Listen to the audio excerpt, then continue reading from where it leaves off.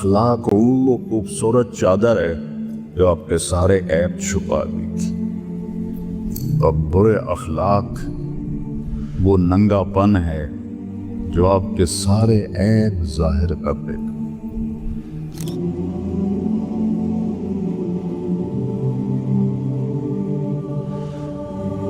मुझे एक वाक़या याद आ गया, बहुत पुराना। अल्लाह ने हमें हर तबके में काम करने की तौफीक दी, कोई तबका ऐसा नहीं छोड़ा कि जिस पर मुस्लिम का नाम आता हो और हमने उसमें काम ना किया। तो उसमें पहलवान भी आते हैं, तो पहलवानों में भी गत शुरू की है। उनको शाबान में जमा किया चाकमान मस्जिद, तो कोई 5-6 मन दूध हमने उनके लिए तैयार किया। हमने तो बहुत है, लेकिन वो थोड़ा पड़ गया। तो 3 दिन की जमात तैयार हुई। तो एक पहलवान साहब को अमीर साहब ने कहा कि पहलवान जी, आपने असर के बाद आज ऐलान करना है गश्त का। कहना पढ़ दे आंदे का थोड़ा और मुज़ाकरा कर लें। तो वड्डी वड्डी कुश्तियां हटाइया ने मजाकड़ा की होंदा, पढ़ दे आंदे। उन्होंने एक साथी को साथ लगा दिया कि इनको थोड़े से अल्फाज या थोड़े से अल्फाज होते हैं, तो वो उनकी मेहनत करते रहे। वो यही कहते रहे, वो ये केड़ी वड्डी गल है, कर देंगे। और वो उनको सुनाते रहे कि आपने ये कहना है, आपने ये कहना है, आपने ये कहना है। असर में वो उनके साथ खड़े हो गए, सलाम फिर आप उनका, पहलवान जी उठो, कादे लई वो तुसी ऐलान करना है। कादा गश्त दा? अच्छा खड़ा। हजरात, एक जरूरी ऐलान सुनिए, आज मगरिब की नमाज इशा के बाद होगी।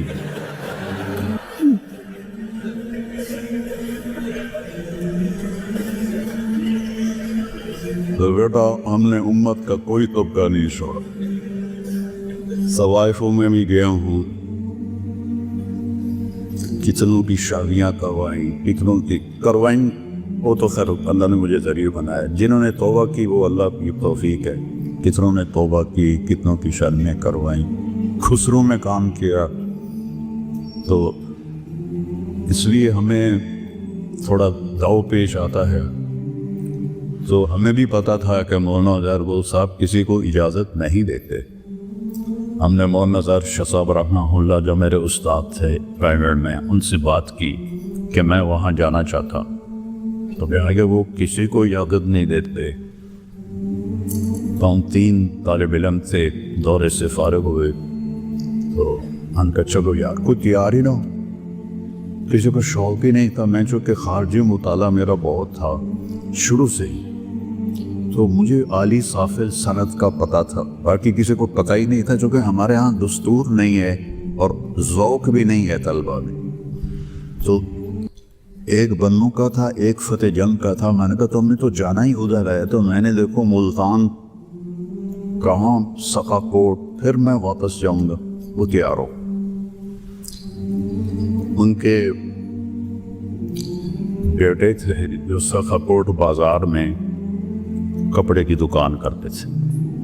उनको जाकर मिले कि हम इस रावण में पड़े हैं, सहीवाल में दौरा किया है, आप हमें ले चले, हमने इजाज़त लेनी है। तो हंस पड़े, कहने लगे मौलाना अब्दुल हक से तो बड़े नहीं हो ना। मैंने कहा जी अभी तो उनके फ़ज़ाइल आपने सुने, हम कही हमारी क्या औकात का, उनको इजाज़त नहीं दी थी, मुफ्ती तकी उस्मानी को इजाज़त नहीं दी थी, तो तुम क्या चीज़ हो।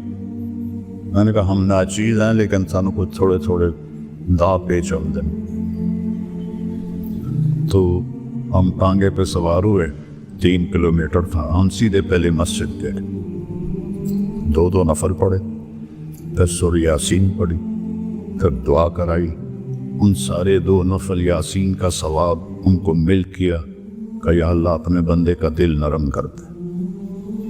تو پہنچ گئے, ان کی کٹیا کی جھونپڑا سا تھا ایک. تو تھوڑی دیر کے بعد وہ تشریف لائے.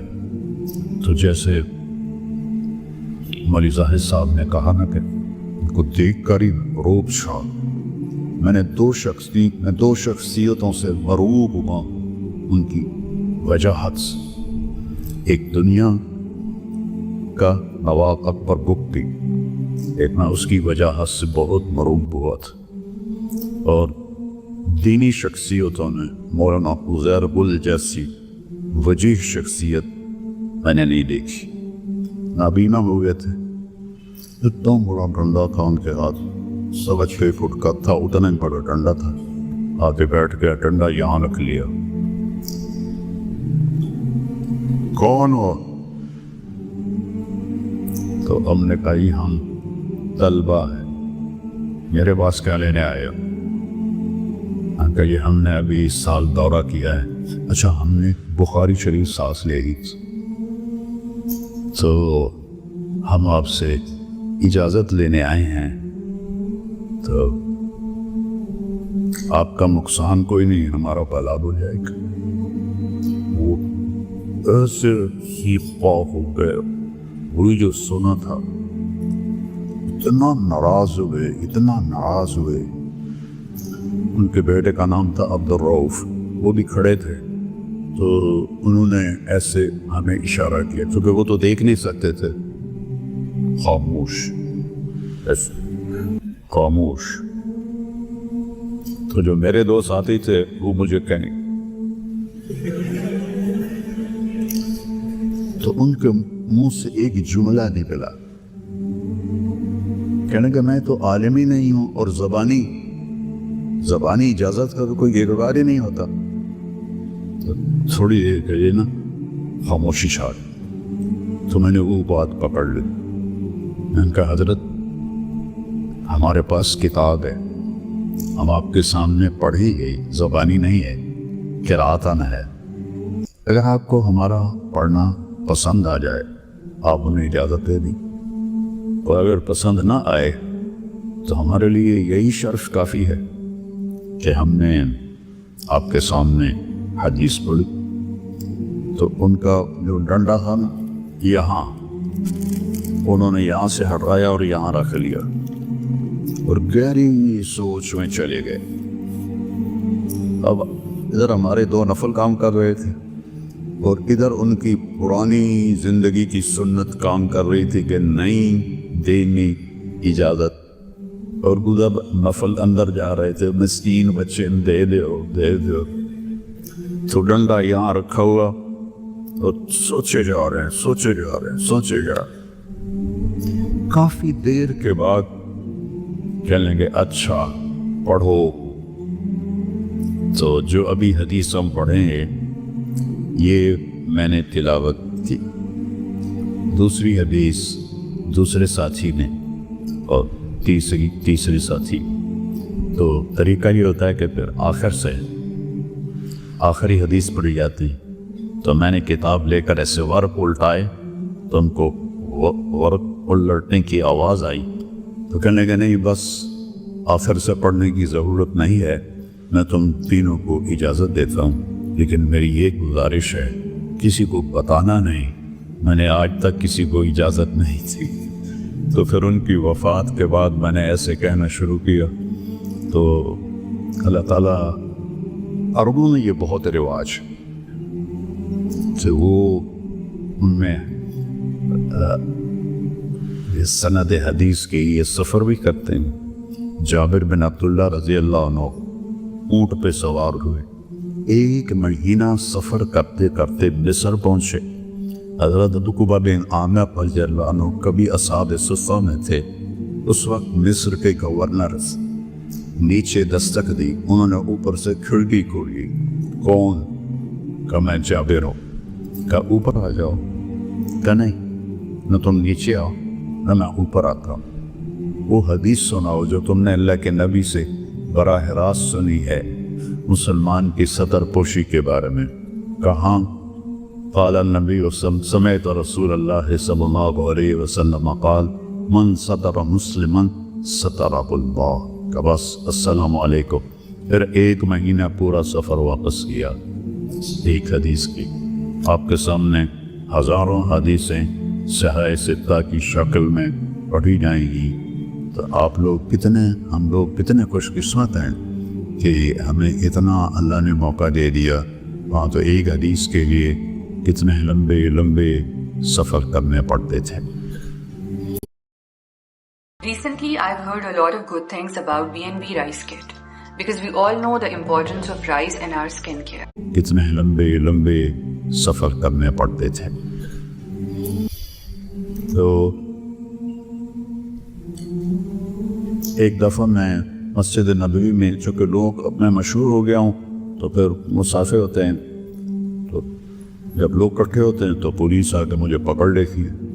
ہر دفعہ ماشاءاللہ پولیس پکڑتی ہے مجھے تو جان چھڑانی مشکل ہو جاتی. تو میں ایسے ایک کرسی کے پیچھے چھپ کے بیٹھا ہوا تھا. 3 نوجوان وہاں کی جو جامعہ مدینہ ہے وہاں کے، وہ میرے پاس آ گئے. کہنے لگے نستجیزک فی الحدیث، ہم آپ سے حدیث کی سند کی اجازت چاہتے ہیں. میں نے کہا او تعرفوننی، مجھے جانتے ہو؟ کہنے لگے لا. میں نے کہا فکیف تستجیزوننی وانتم لا تعرفوننی. کہنے لگے میری سیما کا، تیرے چہرے سے ہمیں اندازہ ہوا ہے.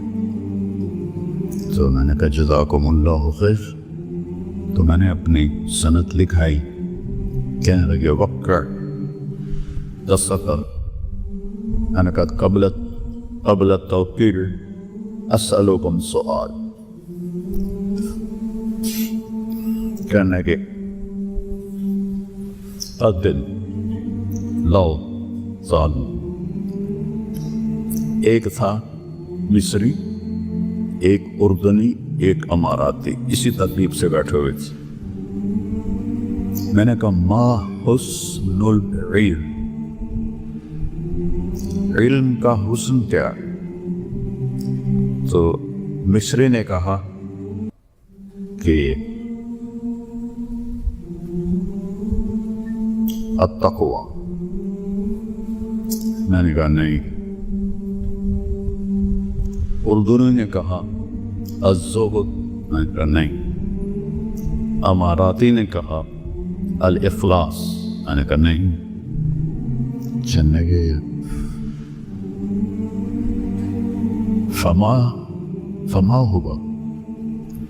میں نے کہا دیکھو، جو لفظ حسن ہے اس کا تقاضا ہے کہ چیز نظر آئے. جب ایک چیز نظر ہی نہیں آ رہی، التقوی ہا ہونا، تقوی تو اندر ہے، زہد بھی اندر ہے، اخلاص بھی اندر ہے، تو کیسے پتہ چلے گا؟ اس چیز پر بولا جاتا ہے جو نظر آ رہی. ہنسی جب وہ نظر ہی نہیں آئی تو ہم اس کو ہنسی بھی کیسے کر سکتے؟ لہذا ایسی صفت چاہیے جو نظر آئے. کہنے کہ وہ کیا ہے؟ میں نے کہا حسن العلم والعالم، حسن الاخلاق. عالم ہو، علم ہو، مبلغ ہو، تبلیغ ہو، مسلم ہو، اسلام ہو، اس کا جو سب سے حسین چیز اچھے اخلاق. اچھے اخلاق وہ خوبصورت چادر ہے جو آپ کے سارے عیب چھپا دیتی، اور برے اخلاق وہ ننگا پن ہے جو آپ کے سارے عیب ظاہر کر دے گا۔